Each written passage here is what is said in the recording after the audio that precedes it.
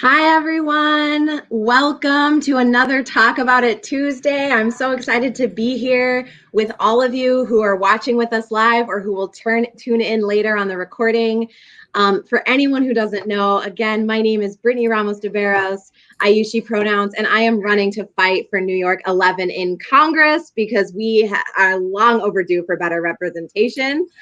And I am so honored to be here with you today with Roxanne Mustafa, who is an incredible organizer, well known in the district already. But for anyone who does not know, I'm excited to introduce you. And we're here to talk about the Thrive Agenda. But before we get into that, I just want to give Roxanne a chance. Tell us a little bit about your, kind of history in Staten Island, your connection to the work that you're doing, and a little bit about your story about how you got here. Awesome. Thank you so much for having me. It's such a pleasure to be here with you. This is like a really exciting forum. It's very pandemic-y. It's great to connect with people and still be safe and be virtual at the same time in a casual setting. So thank you for inviting me. I mean, I'm just like a Staten Island resident. I don't know, it's funny you said I'm well known, but, I don't think I am. I think some people know my name. I have an interesting name, like Roxanne I was just on a hip hop panel with that's run by Staten Island Urban Center with some young people. And we were talking about like hip hop and women, and yeah, Roxanne is like, that's how people usually know me. And then you couple that with Mustafa, people like, who the hell is she? So my name is memorable.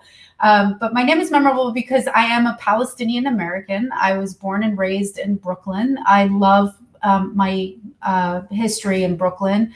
I was raised to be a very, traditional and responsible and respectable Arab girl who will get married to a nice Arab man and have lots of kids by the time I'm 30, but that didn't happen.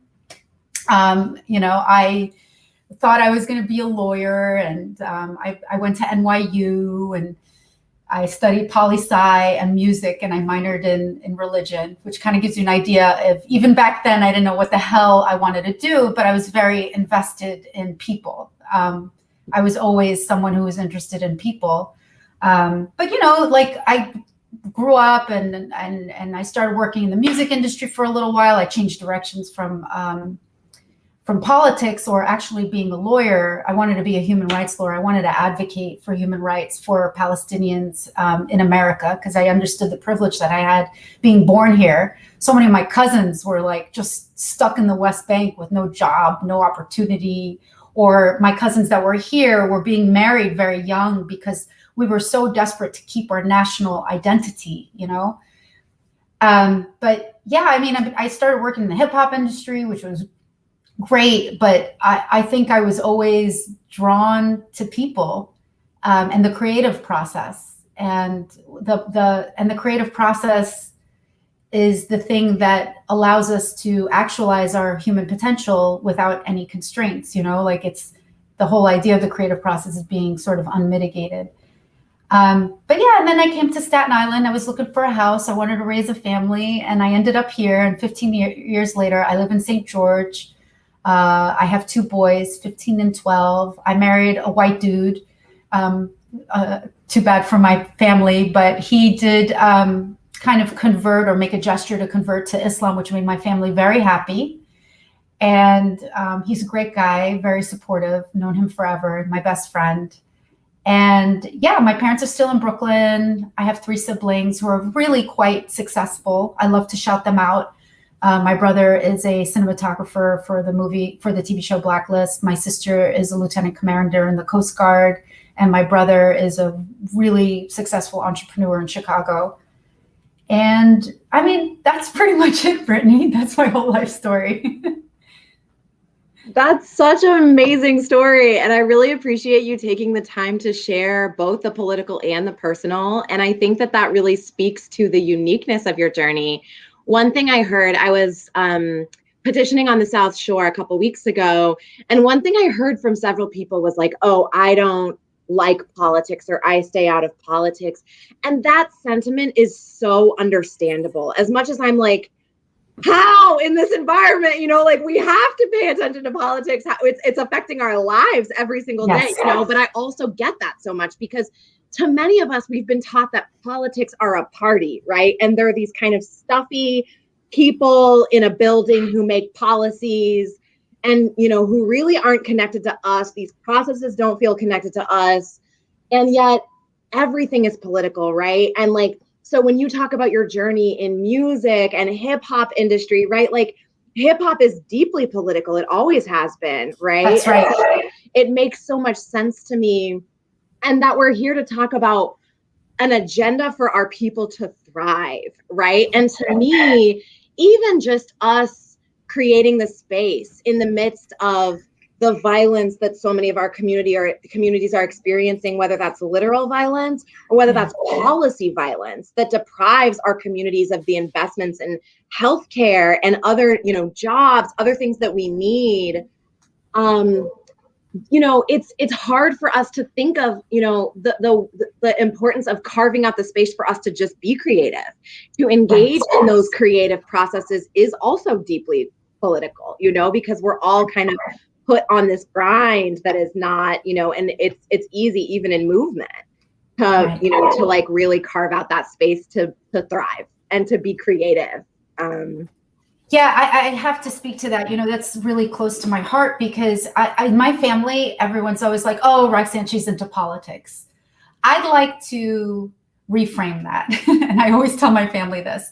I personally, I'm not, politics is the act of running, and politics is the act of pitching your agenda to the constituency. I'm involved in activism. I'm involved in equity. I'm involved in rethinking the system and how it can work for the people. And it goes back to like that thing that I was telling you about. I've always been connected to people. Right now, my day job is a product designer, and the methodology we practice is user-centered thinking or user-centered design, which is another way of saying it's focused on the humans and how they behave in a system. So this is really what I'm interested in.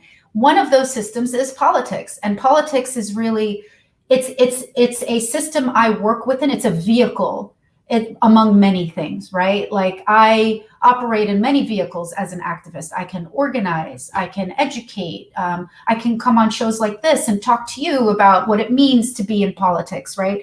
Those are all vehicles for me, and politics is just another vehicle. I noticed that I have family like all over. And maybe it's because I'm Palestinian. The idea of thinking about politics not affecting your quality of life it's not decoupled. When you talk to Palestinians, we talk about three things. We talk about politics, which for Palestinians has to do with Israeli government. We talk about family, and we talk about food. That's what we talk about. Those are the three things. And sometimes we'll sprinkle a little religion in there because that's a way of life. And apparently, like politics and family and religion are not things you talk about in America. What do they always say? You don't talk about sex, politics, and family. It's close enough, 2 out of 3. And Palestinians, that's just what we talk about. And we talk about food, and we talk whether or not you were disrespectful to your mom yesterday, and what did you eat for dinner, and if you're fasting for Ramadan. Today is the first day of Ramadan. These things are like just part of our life. But what I've noticed is for a lot of my friends who are non-Arab or non-political, they try to put politics at a distance. It's contentious. It can create, it can other people, right? Like if I know your politics, Brittany, we might not be aligned in then we can't be friends.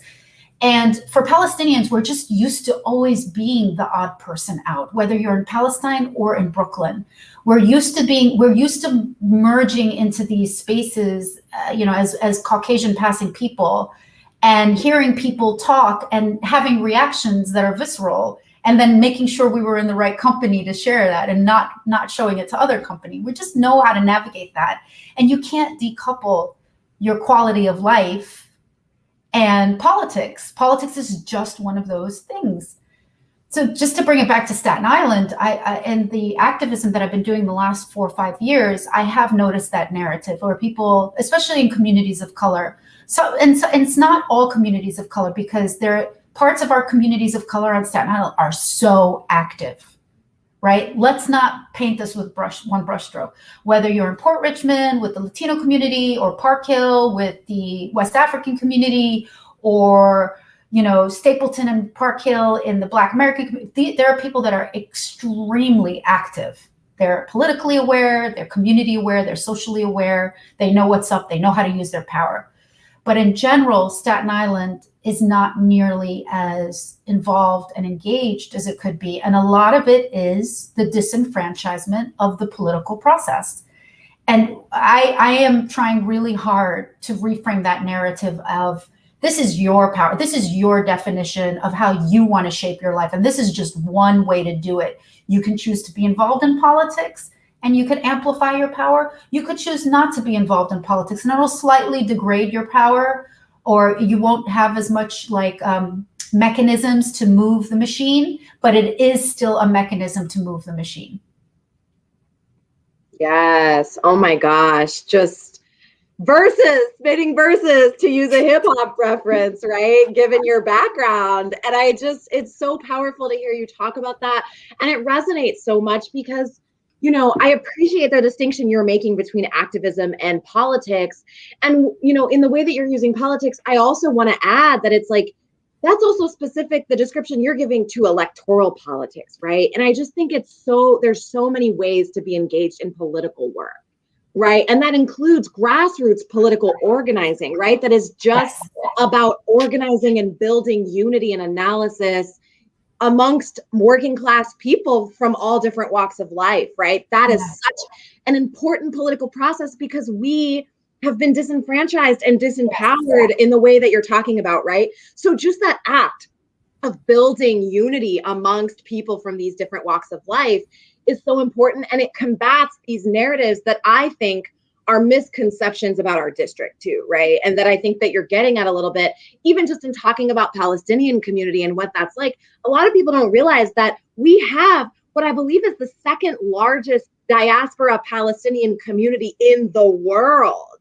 Thank you for saying that. Because and I feel proud of that. I feel pride about our district for that, and continue. I didn't mean to cut you off. No, I didn't mean to cut you off. And it was just a statistic. I was talking, I was on a panel with Andrew Yang, and he's running a very specific campaign, not to get into specifics. But one of the points I wanted to make to him is when you move to one community and only one community to move your narrative, it's very one-sided in New York. And I wanted to remind him that the Palestinian presence in New York City alone is significant. And we don't even really know the breadth, right? Because it's kind of like the way we define, I'm saying sarcastically, I love when a lot of people spit this statistic, Black people only make 30% of the country. I'm like, how do you, where did you get that data from? And how are Black people self-identifying? What mechanism is allowing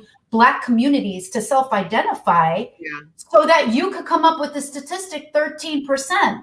And then I've heard 13%, I've heard 19%. I seriously doubt, now that we know how to identify ourselves better, we just need those mechanisms. And Arabs and Palestinians specifically do not have any mechanisms to represent ourselves. There hasn't even been a census, right? It's not even included as an option to check. It wasn't the last census. And there's this great initiative called Yalla Count Me In that has been trying to quantify. And that statistic that you gave, we are number 2. I thought Michigan was going to be number 1, but New York is number 2 in the Palestinian. And, we have Lebanese, we have Jordanians, we have Syrians, we have Egyptians. These are nationalities and ethnicities. But we represent a big deal. So Staten Island is really a huge melting pot of all of these identities, right? For example, it's really big. I think we have bragging rights with, I think Corona, Queens was considered the most diverse neighborhood in New York City. But it was like, you've never been in the North Shore of Staten Island, have you? Right. Which is such a, New Yorkers, in the rest of New York City have such a misconception. That's why I raise it. They're just like, oh, that borough is white and conservative. And I'm like, honestly, kind of, it depends on what you mean by both of those things. And I would argue that neither of those things as a generalization is true, right? And so it's an oversimplification of what's going on here, you know? And we really need to stop that. We need to just stop that, you know, like, and people like us, you know, people who are trying to speak out, we get to create this new narrative. No, the borough is not overly conservative, although the last election didn't really help with that narrative. But we know that there's a lot of disenfranchised voices. And just like what's happening in Georgia, you know, watching what happens on Staten Island is so reminiscent of like the outward of suppression in Georgia. It's just on display now in Georgia, right? It's like they're not even hiding it anymore. And that's what Trump, for better or for worse, did for us. These folks don't even want to hide it anymore. They want to put it out there and say, you can't do this anymore because we consider it, mail-in ballots are considered by conservatives now as a way to tip the votes. And it's crazy. So that there's not even, and we have that on Staten Island. We have that, you know, we have similar things. I've heard all sorts of stories of us needing Democrat representatives in polling districts because in the South Shore, only conservative representatives show up, and we don't really know what the practices are because we don't have enough poll watchers that are from the Democrat side watching what's happening in the ballots. And there's been cases of intimidation. They don't get on the news on Staten Island. Our electeds aren't certainly talking about them. And God forbid our Democratic electeds talk about this disenfranchisement that's happening in Staten Island, because that will skew them away from their conservative base, which they rely on. So that right there is the game of politics, right? But here's the thing that I really like to talk about, Brittany, and if I could go back to it. But then there's the human part of it, right? How do we enable people? How do we get them more civically engaged? And until our government becomes more human-centered, until other systems like the police become more human-centered, we will need to disassociate grassroots organizing from politics, because politics inherently is not grassroots. It's catered for the select few. Grassroots will allow us to elect the people that can represent us better. And until then, until it's more representative, we will always need to decouple these things. And I think people will feel that decoupling until like we're able to bridge that gap. Yeah, I think that that's really true. And it's a reason why I, as a person who was in grassroots movement, and that's where I come out of, that's where my kind of where I see my political home, right, is in that kind of organizing space, not in a party. Is I have felt so skeptical of electoral politics for so long. And I was a lot of people don't know this. I was a reluctant candidate because I felt like this isn't for someone like me. People won't accept a person like me who curses like a sailor and has lived a real ass life. And I'm not planning to apologize for that, right? I'm not going to go try to cover that up and make myself some kind of polished image. But then people were like, no, run as you, run and be real. I think people are hungry for that. And that resonated. And so I think it is true, the importance of decoupling those things, because of the way that those electoral kind of oligarchs, frankly, those few who monopolize the power in that system, have tried to co-opt grassroots movement, right? And that's right. But I also think that I really appreciate the leadership of people like Maurice Mitchell, a longtime organizer and activist in the movement for Black Lives ecosystem, and now leader of Working Families Party. And he says we also need to electoralize movement, because what I'm interested in is how do we build working class grassroots power that says we're no longer going to beg these oligarchs who monopolize that power for concessions. We are going to build our power, our direct political power, and our ability to just enact our agenda, right? And I'm in this place, especially feeling very raw coming off of the recent police violence, just year after year, tired of another hashtag, another grief-filled tweet about another person getting killed, right? And there's so many ways, the poverty, right? Like all of these things that are just not addressed, that I'm tired. I know I'm seeing a lot of women of color, especially across the movement, just being like, I'm tired of saying this over and over. We're just going to organize, we're going to build power, and we're going to advance our agenda. We're not asking anymore, And so it's kind of in that spirit that I even agreed to say, okay, my loyalty is still to this movement. It's still to people, right? These people's movements, but I'm willing to play this role in helping us advance those agendas. Anyway, don't anyway this, because I need to pause on that for a second. Okay. It's the people who are involved in grassroots activism and organizing, people like Maurice and Working Families Party, and all of those people that are trying to work within the system and work outside of the system, are thankful to the bravery and the courage of people like you who are willing to step up and run. And we have a slate of candidates here on Staten Island that need to be acknowledged, because they are not a part of, and again, I'm not saying that the machine is bad. I've seen the Democratic County Party do amazing things this year, for better or for worse, under Mike Cusick as chairman, which is still difficult for me to accept, because he is an assemblyman and he's also a party, and he's a conservative or Democrat.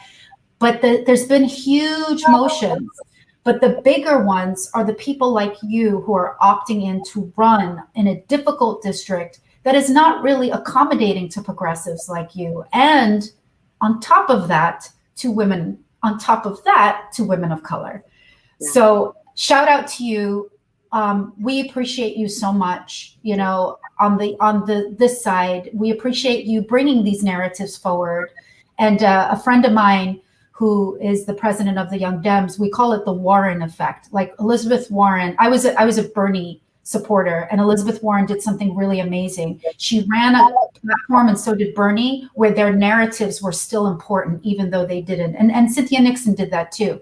Yeah. Please don't, whether you win or you don't win, that narrative is so important to all of us. And we just so appreciate you for putting your physical body and your physical and your psyche and your soul out there for us to represent us. So, let's just acknowledge that. Absolutely. I know I've had such powerful, you're referring, I'll just say Casey Hankins deserves so many flowers as a friend, a budding friendship. And we've had several just beautiful conversations, and it is a weird landscape to navigate. And, they've been giving me advice, because I know that they are interested in what does it take for us to build a party here that is hospitable to candidates like me, right? Because what we also see in the numbers is that while there might be kind of some establishment assumption that someone like me can't win, right? Or that like this is not the strategy. What we've seen is we've done the same strategy over and over, and what we end up with that strategy of running a moderate or more right wing, right? Like I would argue, some would say Max Rose lost his seat because of being a progressive, but I don't think that that's what happened. I think that, no disrespect to him, right? I think he was tied to a strategy that where he was in a position to try to be all things to all people. And I think that sets you up to disappoint everyone, right? And so that, I think, hurt him. And so what we're here to say is, instead of focusing on trying to court someone else's base, conservatives, right? What if we really just invested in our base, which by the numbers is actually the majority? It's just not energized. It's not engaged, right? And I would argue that's because, and what people argue to me when they came to me and asked me to run is, we think that that's because they haven't had a candidate who is unapologetic in supporting those progressive policies that we know are popular. We know they're popular on this district, right? People don't realize Bernie won the primary in this district, right? Things that people would be surprised about. And so anyway, this is so beautiful a conversation, and I'm grateful for it. It's not even what we came here actually to talk about, but it is connected in that we're here to talk about the Thrive agenda. So when we talk about advancing that agenda that is rooted in what the people really need, I think that this is one beautiful practical example of that. Yes. So I also want to just speak. There's someone in the comments who said Linda Sarshur should be part of this conversation. We love Linda. Linda is actually one of the people who asked me to run and has been on the kitchen cabinet of this campaign from the beginning. So I'm sure we will have a Talk About It Tuesday with her at some point, but please know that that even though she's part of the conversation, she's in the air, right? Linda is probably in Minnesota right now. Let's be honest, right? She's working really hard on Tahani's campaign, Tahani Abushi, who's running a amazing progressive campaign for Manhattan DA, and so, so yes, absolutely. Okay, but the Thrive agenda. So I have several friends, both amazing Indigenous organizers that I want to shout out, like Ashley McCrae Engel and with Indigenous Environmental Network, who has been doing amazing organizing work around pushing the Thrive agenda. OG Staten Islanders like Nalini Stamp, who is also at the Working Families Party and a close friend, has been, they have t-shirts. I saw recently, I was like, hey, how did I miss out on the t-shirt train? Yep.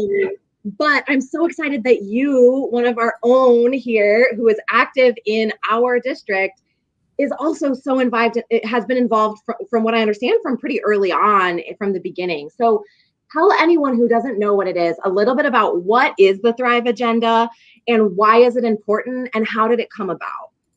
Yeah, so the Thrive Agenda was introduced to me through Indivisible New York, which is a grassroots national platform, but we have a branch here in New York, and we brought the education factor to Staten Island, and that's what I represent. Much smarter people that work on policy did this, and much smarter groups. It's a coalition of groups along with Indivisible that have already been working with legislatures to incorporate a brand new sort of rebrand of the Green New Deal. And the rebrand is reactive to what happened last year. It's reactive to not just the climate issue, but it's reactive to COVID, which took away our jobs and affected the most vulnerable communities. And it's reactive to the social justice movement, which affected our Black community and our Indigenous community, and specifically, and many other underrepresented communities, and especially how climate affects, sort of the Latino community, the impoverished. These things are now sort of the pinnacle of the rebrand. And how can we push an agenda that helps everybody and take advantage of this really critical time where we have majorities and we have the right president in the cabinet to push these agendas forward? So Thrive is like Move On and the Sierra Club and Working Families Party, all of these groups, so many groups, too many to name, that came together to create this narrative. It's already in the American Rescue Plan and the jobs program that's in Biden. It's already been infused in it. So Thrive is the continuation of it, and it's the way, the catchphrase is we need to transform, heal, and renew by investing in a vibrant economy. So the basis of it is climate, jobs, and justice. Climate, jobs, justice. Climate, jobs, justice. That's the way we're going to pitch it, and that's the way we've been trying to educate it. So Thrive is not a piece of legislation. It's more of an agenda, and the idea is that Thrive can be infused in any legislation. One example is what's happening on the state level in CCIA, the Community Investment Act. I'm messing up the acronym. Let me look at my notes here. It is, so I could get it right. I am here somewhere. Someone is going to correct me. It's the CCIA is now being actually debated right now in the Senate. And this is just one example of how Thrive can be actualized on the local level, but it's also being actualized in the jobs program in Biden on the national level. Indivisible right now is just motivated to keep pushing. And pushing involves education, legislation, and just making sure that we rally and get the support that we need, not just with the people who are champions of this legislation, but the people who are on the sort of the edges, to make sure that they sort of come over and adopt this. Amazing. So, okay, so give us some examples of the concrete things that are on the Thrive agenda that either are already infused in policy or could be. Yeah, I'm glad you asked. There are very specific pillars of what Thrive is supposed to do. So, however legislators want to package that and push it is really not our concern. Our concern is making sure that this is a thread throughout. So, for example, the goal is to create 15 million good, sustainable, safe jobs that are strengthened by unions. Okay. Another thing is just like you see in CCIA is the investment in Black and Brown and Indigenous communities. So we want to make sure that these communities are a part of the legislation and that they are, if they are directly impacted from jobs or climate, that they are a part of that. We also want to make sure that we're fighting any kind of injustice in environmental and health issues for all Americans. So we see this as a pervasive problem that affects many systems. Climate is a catch-all for so many things. And, you know, to reinvest in the public sector is a big tenet in the Thrive agenda. We need this in Staten Island more than anything. And the best example for us on Staten Island is noticing very acutely and very recently how the census, and I would actually say I was in a rally for Transalt about bike lanes and bringing back ride sharing programs. These are things that were only brought into Staten Island through the public sector, not from government. So we need that investment in transportation, in the census and accurate and fair count so that we can get the resources. We need our government officials to have more of an investment in this, especially on Staten Island, because there's just this huge, huge void. And a final thing is in Thrive, like I think the Biden program has allocated, I can't remember the number, a certain amount, but we're actually asking for 3 times that amount in investment in jobs, because we believe that in order to to have a sustainable economic plan for regrowth post-COVID, that the numbers that they're offering don't really even touch the surface, especially if you're willing to invest in the local and indigenous communities in America. Absolutely. I'm so glad you said that. And I just want to be clear. I support the Thrive agenda 100%. I always have. It was never even a question. I also support a federal jobs guarantee that is, I think, very much in line and in tandem with what the ask is. And it should be an ask that is triple, because that's what's needed. And we need solutions that address the level of problem that our communities are facing after compounded crises, right? Which we have been disproportionately hit by compared to the rest of New York City and Staten Island, and which is true in so many communities. You know, my friend, one of my close sisters in organizing, the director of the Land Back campaign, Crystal Tubles, and also another veteran and organizer, a woman of color like myself. She's Oglala Lakota and Northern Cheyenne. And, you know, just being in relationship with her, I've just been horrified to be exposed to the details of, I mean, they're just having to find ways to just winterize elders' homes because they literally moved to death, right? Because that's how bad the infrastructure is. Right. A lot of that housing is government housing, right? And yet it's so underinvested in. It's such an afterthought. And the need is so much greater than so many communities, right? For several systemic and historic reasons, right? And ongoing reasons. So, I have to challenge like people like you that are running, Brittany, and as well as like a lot of our activism on the ground. Maybe challenge is a strong word, but to really like ask us to, what more can we do for climate and justice for Staten Island? We always talk about the same 2 things. We talk about Hurricane Sandy and the coastal infrastructure, and we talk about the wetlands. Both of these are important issues, but just to the point that you were making, we are not talking about the lead paint in the walls and in the soils of housing projects, where we have a concentration, 9 housing projects in the North Shore, in the mid to North Shore. And how is this unsuitable living conditions affecting the day-to-day lives or the food deserts? These are climate issues too. What about the fact that we don't have enough public green space? We call ourselves the Green Borough, but we don't have enough public green spaces in the North Shore. And just the act of rezoning the North Shore has been an arduous, tedious process because we're fighting developer interests every day. So the climate issue is not just the wetlands and the freak occurrence of Hurricane Sandy, which is going to happen more often. It's not just these things. It's also the idea that we have so much transit and we have a car-dependent infrastructure. We don't have an infrastructure for pedestrians and cyclists and walkers. Pedestrians are walkers. We don't have this infrastructure set up, and then we don't have the electeds that are communicating these ideas. It's the grassroots groups, right? So our electeds are not part of the solution with us. The good thing about Max Rose is he was starting the conversation in terms of transit with like the fast ferry and the wall. But I challenge all of our congressional and local leaders, what more can you do? Stop relying on community activists to talk about the wetlands. You can go out and learn more about what we have like treatment plants everywhere. Right? We have the highest cancer rates, the highest asthma rates. These are climate issues that are affecting our most vulnerable communities. Why do we not have a healthy supermarket or a green space in St. George and New Brighton and Stapleton, right? Yet we have an abundance of these things in we have like a Trader Joe's and all these places in the Mid-Island, but we don't have them in the North Shore. What is that disparity about? So. I'll tell you what that disparity is about, but we, I think we know exactly, right?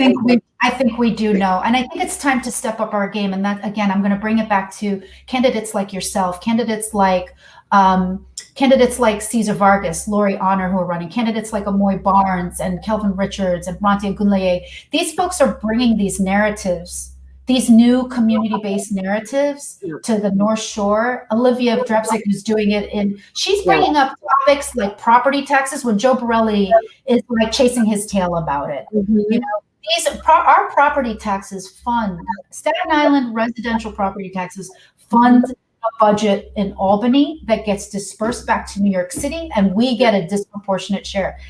We are property owners mostly on Staten Island. Where are those resources back to our community members for affordable housings for those who can't own, for transportation for those who can't walk and bike?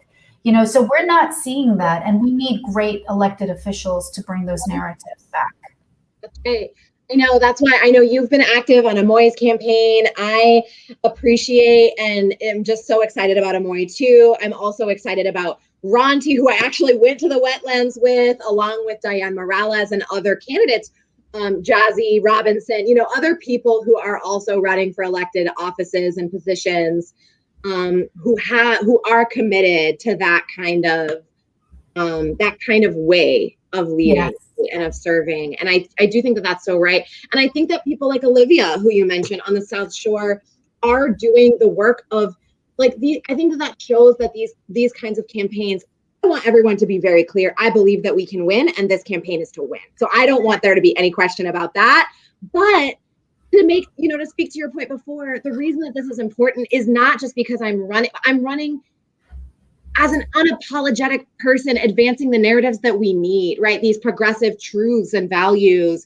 And we've seen campaigns like that from people like Olivia already. Those kinds of campaigns don't just try to win the seat, they build the base for the long run. And that's what we need, right? We saw that also with Father K's race in Bay Ridge, right?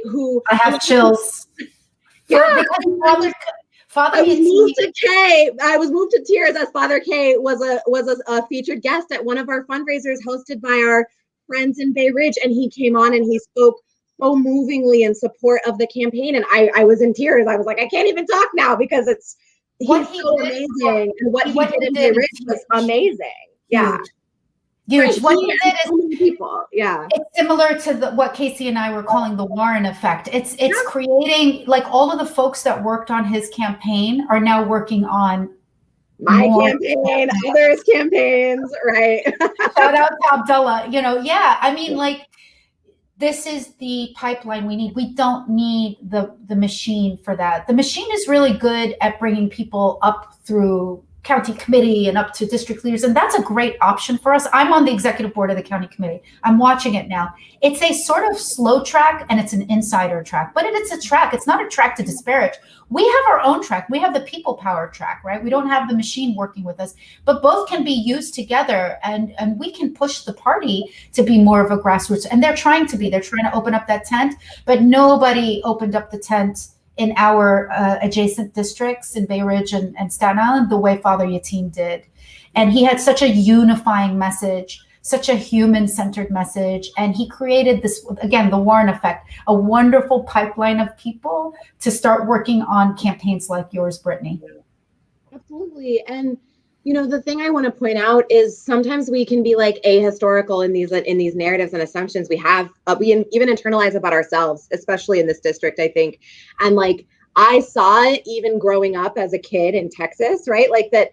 And then when I moved as an adult here, like, this is the only home I've ever known as an adult post-war, right? And so I'm sure someone will be like, oh, you're from Texas, you're not Staten Island enough. And I'm like, well, this is my home, so that's right. Nobody gets to tell you what your home right now. And but I want to say that growing up in a place like this, I've seen the way that people don't understand districts like ours that are very politically diverse, right? And everyone just gets lumped in as conservative, and that does a disservice to the truth of where people are really at and our ability to organize. And Bay Ridge, we have examples of this with Georgia and with North Carolina, the combination of those assumptions and the way that they prevent us from addressing the disfranchisement, the disillusionment, the voter suppression, right? The structural issues that are the truth of why that district is showing up as bad, even though if you know the communities, it's not that right? And so, but a lot of people won't know. So for anyone watching who doesn't know, Bay Ridge is another microcosm example of that. People used to talk about Southern Brooklyn in the same way. They used to say, oh, it's so conservative. There's no one who's progressive could win there. And Father K's campaign organized, right? It was a bunch of organizers who said, this is our community, and we are going to run a campaign that is about centering the humans who live in our community and what they need. And it transformed the political landscape of Bay Ridge, period. It just did, and so. It's all about organizing. It's all about connecting with people. Grassroots is a term that's used a lot, but Father Khader Yatim, if you don't know, please look him up. I'd love to just talk about him for a second as a Palestinian. He is such a beautiful model for us. He is a Christian priest that emigrated from Palestine, raised his family here.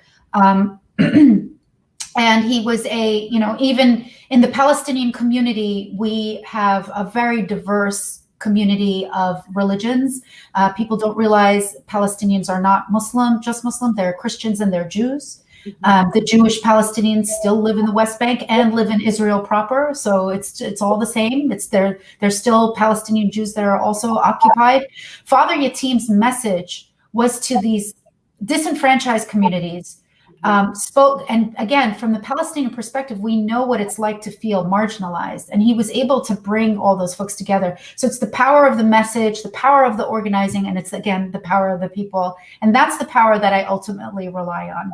Yes, absolutely.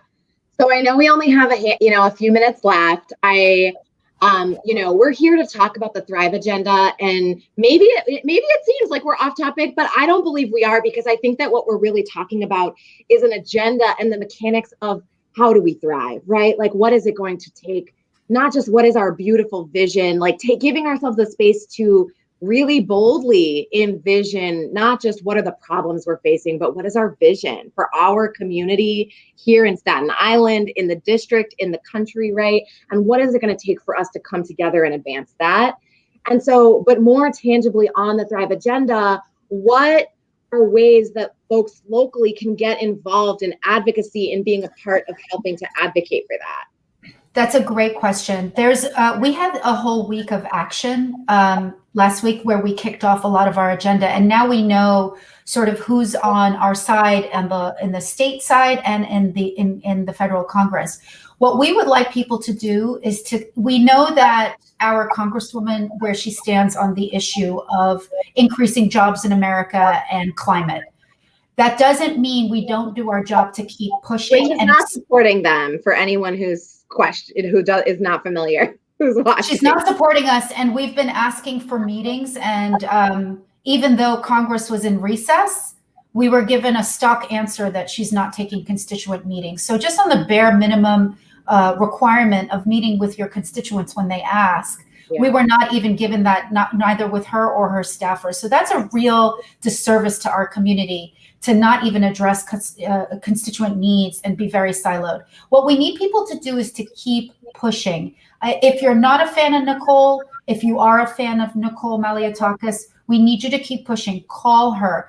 Tell her to adopt the Thrive Agenda. Make her understand that this has to do with jobs on Staten Island and the climate issue on Staten Island.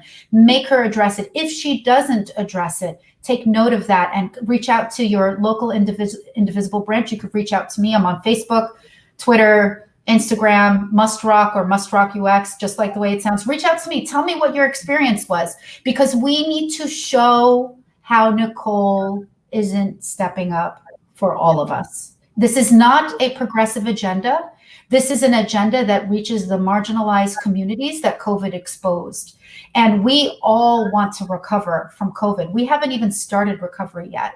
So we need to get on the same page as a borough, and we need to push. Now, Diane Savino, our senator, co-sponsored the CCIA, the Climate and Community Investment Act. This is a huge thing. We need to talk to our assembly people, our other senator, Andrew Lanza, Charles Fall, our assemblyman, and keep pushing our local leaders to adopt CCIA, which holds a lot of the polluters accountable for the communities that they have impacted. And it forces them to create sustainable, renewable energy. This will translate to jobs. It's jobs, and jobs on Staten Island. We're talking about solar, wind energy. We're talking about more things than just jobs at an Amazon warehouse. We're expanding our definition of jobs and sustainability. So I need folks to just stay active with our local people. Reach out to me anytime if you want more information on how you could get active. The Thrive Agenda is here to stay. It'll be the narrative for a long time, as long as Biden is president, and probably beyond. So it's a long-term plan. It's not as aspirational as the Green New Deal. We've learned a lot. We've applied a lot. Reach out to me or Indivisible. Go on indivisible.org to learn more about what it means locally and implementation-wise, what it means to you. I'm not sure what else I could add. Like, if you want to join us in our campaign to meet our local people, reach out to me at, if you can shout this email handle out, Roxanne, ROXANNE at swim, SIWWM.org. That's the group that I co-founded, but I'm now working with Indivisible, and SWIM is already a sponsor of this, Staten Island Women Who March, on their own. And yeah, I think that's it. Beautiful. Yeah, we shared also the website for the Thrive Agenda in the comments, as well as Roxanne's email and Indivisible's website. So everyone, please check that out, whether you're here with us live or you're watching this in the follow-up. As Roxanne said, this will continue to go on. I'm super excited. I wanted to mention, Roxanne was being humble at the beginning and is one of the founders of one of the most active and organized groups on Staten Island Women Who March, and has just, has been a part of helping to build that grassroots base alongside other organizations, so many to name, but several across different pockets of organizations, but that has been one of the most active locally in my neck of the woods. And so I'm super excited to hear that there's local support. If you are a part of another organization, a local organization, also reach out about getting your organization signed on. And beginning discussion about that, so we can build a broad coalition of people who are helping to advance this, because that's what it's going to take, and organizing gets the goods. We've seen that over and over. So I think that's the next level. We're ready to do the good work that the DSA do, and the Greenbelt and the wetlands activists that have been doing. We're ready to take it to the next level, folks. Like, they have been doing so much boots on the ground work of making sure that we don't forget about the BJ wetlands issue and how our electeds have failed us, as well as the work of Democrat Socialists of America, the Staten Island branch. Shout out to Quinn, shout out to Jazzy Robinson. Yeah. They've been doing amazing work on climate issues. We're ready to work with them and take it to the next level on Staten Island. Absolutely. I also want to shout out, because I just talked to them, the Brooklyn Environmental Group, who has also been advocating around critical, often lesser known environmental issues, and wrote an amazing agenda, localized agenda of their own around environmental needs. Kind of open letter to Nicole Malliotakis as well. So I hope she takes heed.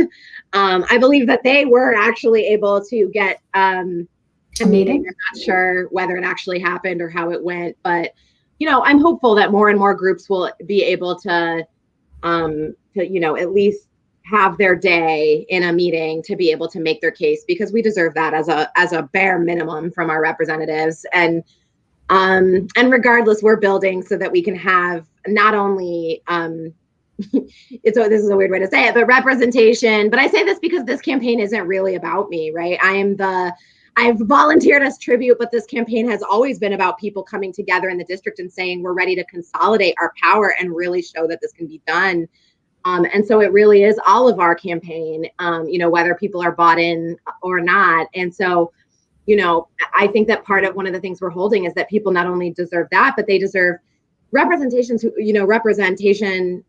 people who will not only listen to them and hear them out, but who really understand their role in a co-governance framework, right? That really what my role is to advance the agenda that my community builds and my community needs, right? And I think that that's the work that you're doing, Roxanne. So I'm so excited to keep being in conversation and work together. Thank you so much for coming on and sharing about the incredible work you're doing. Everyone, please make sure to go follow Roxanne and the work of these organizations that were mentioned. Get involved. And I know that we can really realize this vision, this beautiful vision that we've been talking about for our communities. I know it's really possible. Inshallah, God willing. It's just a matter of time. Yes. And I would be remiss if I didn't say Ramadan Mubarak to all of our Muslim community out there who are fasting and celebrating this month. And, just thank you. And we wish you, this is the first time we're getting a chance to talk since Ramadan started or, speak. And so I just want to say from my own voice, so much love and solidarity to you all and to everyone celebrating, and wishing everyone a blessed and reflective Ramadan in the midst of everything else going on. Thank you. Ramadan Mubarak to everybody. All right.